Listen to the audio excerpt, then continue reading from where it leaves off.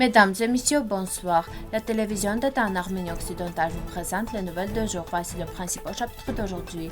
Dans le cadre de la campagne électorale au 30 mars 2023, la conférence Zoom des candidats à l'Assemblée nationale de la République d'Arménie occidentale se tiendra en français. L'identité arménienne, les Hamshel, 5e partie, toponyme d'Artsakh, Khohanaberd.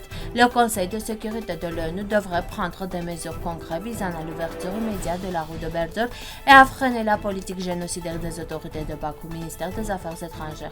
L'unité azerbaïdjanaise a tenté d'avancer en direction de l'une des auteurs de la route de terre Stepanakert-Lissagol. À Hakkari, des soldats turcs ont transformé l'église arménienne en poste de garde militaire. Un nouveau parc sera construit à Akhalkalak. La joueuse de canon Mariana Gevorkian triomphe en Inde. La Commission électorale de la République d'Arménie occidentale vous invite à participer à la conférence Zoom qui se tiendra le 30 mars 2023. Le sujet de la rencontre, la présentation générale de la sélection des candidats à la députation pour la 3e législature de l'Assemblée nationale de la République d'Arménie occidentale et du mécanisme électoral dans le corps législatif. Le droit à l'autodétermination des Arméniens d'Arménie occidentale. La 4e campagne préélectorale aura lieu à 19h de Paris, 29h d'Erevan. Les autorités turques n'étant pas en mesure d'éradiquer définitivement la langue arménienne des Hamshènes de la province d'Artvin, ils confondent et déforment l'histoire des Hamshènes à travers une historiographie officielle, la généalogie des Hamshènes déclarant leur dialecte arménien comme un dialecte turc. Parmi le peuple Hamshène de la région d'Oris, la turquification a pris des racines plus profondes. Les habitants de Hamshène Aris ont oublié leur langue matérielle, l'arménien, et parlent le turc, bien que certains admettent leur origine arménienne. Il ajoute aussitôt qu'ils sont maintenant devenus turcs. Dans leur environnement, l'opinion selon laquelle ils descendent de tribus turques circule. Jean-Ugur Biriol, journaliste et ethnographe de Chamal Hemshin, écrit dans l'un de ses articles: aujourd'hui, la majorité des Hamshins rejettent leur identité arménienne. En fait, l'arménien local s'exprime par l'utilisation des noms de lieux utilisés dans la région et les noms d'objets conservés dans la vie quotidienne. Il y a également ceux qui ne se considèrent pas comme des Turcs, mais savent simplement que leurs ancêtres étaient des Arméniens. L'article complet est disponible sur notre site web. Les habitants de Hatay et de Tsar ainsi que les Vartangs de Khohanaberd, descendants des maîtres royaux de Vartang, Vartang Ier au Sakar. Khohanaberd est situé au sud de Gandzasar, sur la rive droite de Khachenaget, sur une autre colline. À Metz Arang, Khohanaberd était le centre autoritaire et ses soldats soulignaient leur domination sous le nom de Tel Khohanaberd. Il n'y avait aucune complication dans les relations au sein du gouvernement à 3 branches d'Artsakh. Sur la base de la situation dans la patrie, ils ne sont pas devenus souverains que par droit héréditaire avec le privilège de capacités politiques et militaro-scientifiques, et les autres obéissaient simplement aux princes le plus circonspect et le plus courageux d'entre eux. Le ministère des Affaires étrangères de la République d'Artsakh a publié une déclaration concernant la violation de la ligne de contact par les autorités de Bakou. Cela a été rapporté par le département de l'information et des relations publiques du ministère des Affaires étrangères de la République d'Artsakh. Avec de telles actions, les autorités de Bakou tentent de resserrer encore plus le bloc de l'Artsakh, coupant la seule connexion entre la capitale Stepanakert et un certain nombre de villages de la région de Chouchi. Dans le même temps, la partie azerbaïdjanaise essaie de justifier ses actions illégales et ses provocations par des déclarations fabriquées qui n'ont rien à voir avec la réalité. Les actions de Bakou pour resserrer l'anneau autour de l'Artsakh sont une réponse cynique à la décision de la Cour internationale de justice concernant le déblocage immédiat de la route Berdor reliant l'Artsakh à la région de Sunni, qui est un défi à l'ordre juridique international.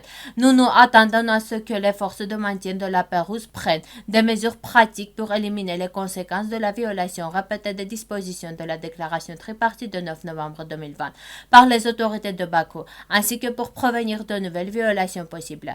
Dans ces conditions, il est impératif que la communauté internationale adopte une position ferme et unie pour forcer les autorités azéries à revenir à un cadre légal et à remplir ses obligations internationales. La communauté internationale et en particulier le Conseil de sécurité de l'ONU devraient prendre des mesures concrètes visant à l'ouverture immédiate de la route de Berdor et à freiner la politique génocidaire du président Aliyev, indique le communiqué. Le gouvernement d'Arménie occidentale a plus d'une fois fait référence aux pratiques illégales et brutales des autorités de Bakou qui ne respectent pas seulement leurs propres paroles mais aussi les accords internationaux, poursuivant leur politique d'ethnocide. Mais cela ne peut pas durer longtemps car les questions que nous avons soulevées ont déjà commencé à recevoir une réponse de la part de la communauté internationale et des États, et très bientôt toutes les questions seront résolues. Le 27 mars 2023, vers 9 heures du matin, l'unité de terroristes azerbaïdjanais a tenté d'avancer en direction d'Undé, hauteur adjacente à la route de terre Stepanakert-Lissagor. Cela a été rapporté par le service de presse du ministère de la Défense de la République d'Artsakh. Grâce aux actions préventives des soldats des forces armées en service de combat dans la zone mentionnée, la tentative d'avance de l'unité azerbaïdjanaise a été stoppée. L'incident a été signalé au commandement des troupes russes de maintien de la paix. Les soi-disant opérations militaires lancées par les autorités turques dans la province de Yüksekova de la province de Hakkari en Arménie occidentale se poursuivent. Le village de Kasran a été déclaré zone spéciale de sécurité il y a 7 ans. Et sous prétexte d'assurer la sécurité, des violations sont commises contre la population civile ainsi que contre les valeurs historiques et culturelles arméniennes. Dans de nombreux villages de Gavar, des équipements militaires sont implantés à proximité des habitants de la population. Dans le village d'El, où sont restées 4 familles, l'armée turque en violation flagrante des droits de l'homme mène des opérations illégales, à savoir il cesse les portes et les fenêtres des maisons des habitants afin de les fouiller, coupant les arbres fruitières de leur jardin, confisquant les téléphones des civils afin d'éviter de filmer la situation. L'ancienne église arménienne du même village a été transformée en poste de garde militaire. Cette église est l'un des endroits uniques où les crypto-arméniens accomplissaient leurs rituels spirituels et pré-Dieu. Les habitants élèvent la voix de protestation et font face à la réaction brutale des autorités turques. Le 13 mars, la municipalité d'Akhalkalak a annoncé un appel d'offres pour la construction d'un parc et d'un terrain de sport dans le cours de l'un des immeubles et plusieurs étages de la rue Agmachenebeli. L'appel d'offres pour la construction du parc est terminé. Le gagnant probable de l'enchère est l'entrepreneur individuel Sergei Cholakian. À ce stade, le processus de sélection et d'évaluation est en cours. Le parc comprend des sentiers pour les piétons et les cyclistes. L'aire de jeu sera divisée en 2 parties, éducatives et pour enfants. Des bancs et des poubelles seront également installées. Il y aura des lanternes assurant l'éclairage ainsi que des fontaines et eau potable. Par sécurité, une partie de carré sera recouverte d'une hausse en caoutchouc. Une attraction multifonctionnelle faite de matériaux respectueux de l'environnement sera installée dans la zone de divertissement pour enfants. Des arbres et des arbustes résistants aux froides seront plantés dans le parc.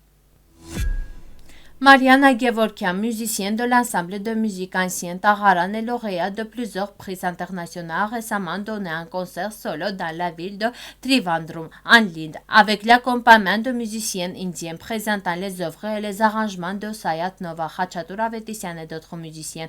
La soirée a eu lieu pendant le VOV, organisé par Kerala Art and Craft Village. Mariana dit que chaque jour était consacré à un domaine, bijoux, costumes, danse, tissage de tapis, etc. Mariana Gevorkian est allée en Inde en tant qu'invitée d'honneur. Elle avouera que c'était très sympa qu'il lui confie la partie musicale. Lors du concert qui a duré plus d'une heure, je voulais qu'on ne joue que de la musique arménienne, mais quand nous y étions, je pensais qu'il serait juste de présenter une pièce indienne qui a également été interprétée par la chanteuse Amrita Rachan, accompagnée par des musiciens indiens. Se joignent le joueur de tabla Mahesh Mani, le pianiste Rohit Krisha Chinshu Varma qui possédait cet instrument de musique, tarpu, canon, asato, rainstick, shim, shaker, splash. Tous étaient des musiciens de grande classe et talentueux. Ce fut un plaisir de collaborer avec eux. Ne comprenant pas la langue de l'autre, nous parlions dans le langue cosmique de l'âme et de la musique, explique l'artiste. Selon Mariana, l'objectif était d'apporter la musique au public et de transmettre un potentiel inoubliable dans lequel ils ont réussi. Nous avons réussi à nous surpasser, dit l'artiste et ajoute que les gens étaient très chaleureux et hospitaliers. Il aimait ainsi que son art et l'Arménie. Ils ont même essayé de communiquer en arménien. À la fin du concert, les organisateurs de l'événement ont remis à Mariana Gevorkian une lettre de gratitude, une lettre de remerciement et un prix pour le concert de haute qualité. La règle intéresse non seulement les Indiens mais aussi les Anglais. Mes voisins à l'auberge étaient un couple d'Anglais. On a fait connaissance. Ils étaient très intéressés par la musique de canon. Ils ont mené expriment leur envie d'être présents au concert alors que les places étaient déjà épuisées. Je leur ai expliqué, vous allez m'accompagner au concert et comme c'est coutumier en Arménie, vous allez dire que nous sommes les invités de Mariana Gevorkian et ainsi vous aurez 2 sièges de premier rang. C'est ce qu'ils ont fait. J'étais très heureuse et pendant le concert, je remarquais un sourire. Rencontre la joueuse de canon. Mariana Gevorkian a eu l'occasion de donner un certain nombre d'interviews et profitant de l'occasion, elle a parlé des problèmes qui affectent l'Arménie. Les entretiens ont été menés en anglais, mais afin de faire résonner la langue arménienne ainsi que de l'exprimer plus complètement, l'un des entretiens a été organisé dans la langue maternelle.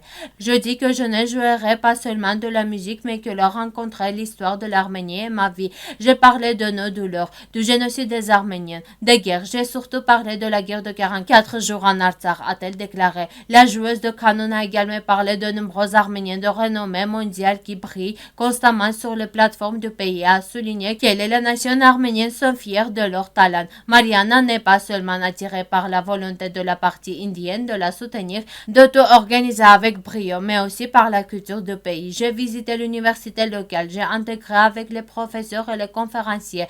Je suis allée au lieu de naissance des dieux indiens Shiva. Il y a des endroits en Inde inaccessibles, mais quand le guide s'est présenté à moi, il me rendait des hommages. Les gens étaient très existés. Je me suis familiarisée avec la cuisine indienne. J'ai essayé leurs vêtements traditionnels. J'ai vraiment aimé Trivandrum, les habitants et surtout l'océan et le sable brûlant. Comme il dirait que j'étais dans la maison de Dieu. Selon les habitants, Dieu a créé la terre. Il a gardé ce paradis pour lui. Ce suivant, Marianne avec enthousiasme ajoute que pour les vacances à venir, l'Inde attend également le public arménien. Merci de votre fidélité. À la fin de notre émission, vous pourrez profiter d'une performance musique folklorique des Arméniennes. Vous pouvez écouter la version complète de la musique sur notre site web.